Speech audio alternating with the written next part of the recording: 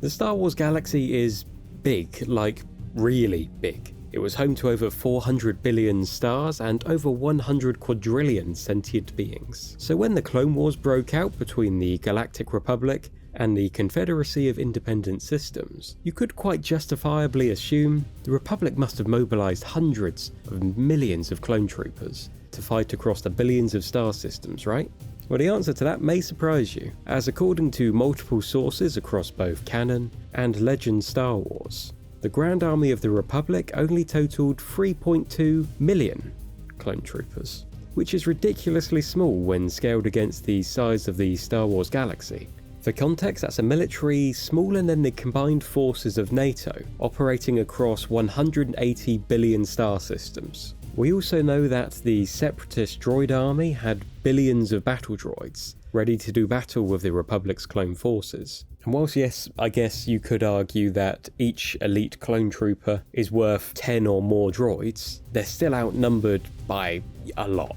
Then if we compare the clone army to the Galactic Empire's military, we can see that the Imperial Navy fielded 25,000 Star Destroyers, with just over 9,000 stormtroopers on each, which if we assume that 9,000 stormtroopers were on every single Star Destroyer at the same time, would total 242 million stormtroopers stationed across all of those ships. So what does this all mean? Basically, Star Wars continuity is a mess. Like seriously, you can't even trust that 242 million stormtrooper stat. Because if you take a look at another source, it contradicts that and says that the Stormtrooper Corps apparently only contained 12,000 stormtroopers. So in a galaxy of 100 quadrillion sentient beings, according to that stat, there's only 12,000 stormtroopers.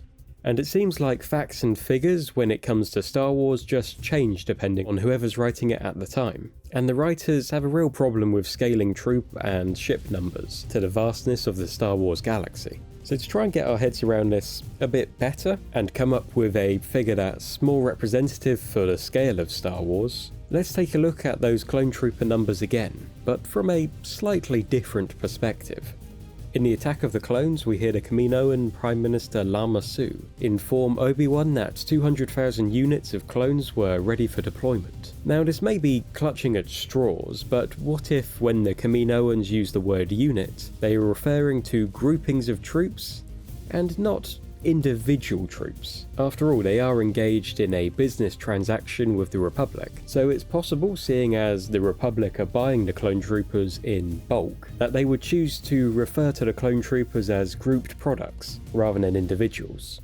Like when you go to Costco, you're not going there to buy an individual brownie or a singular packet of crisps. You're going to buy big boxes of the stuff. And it's quite clear, due to the flagrant tampering of their DNA and psyche, that the Kaminoans don't really see the clone troopers as individual life forms, so they're much more likely to refer to them as bulked products. So instead of viewing the Kaminoan term unit as one individual trooper, if we instead choose to identify the term as referring to one of the battalions that we see later on in the film on Coruscant, the numbers start to add up a bit better, as each battalion contains 576 individual troops. So if we times that by the 200,000 units mentioned by Lama Su, that gives us a total of 115,200,000 clone troopers. Then when you add the 1 million more units that Lama Su promises are on the way, the total equals 691,200,000 total troops, which is much more fitting for a Grand Army of the Republic fighting on such a vast scale. That's what I'm going to choose to believe. It's probably not accurate. I think the official lore from most sources that you can find is that there were just 3.2 million clone troopers. I just don't think that such a minuscule force could even effectively police the trillions of people that live on Coruscant, let alone fight the billion-strong droid army across thousands or even millions of planets.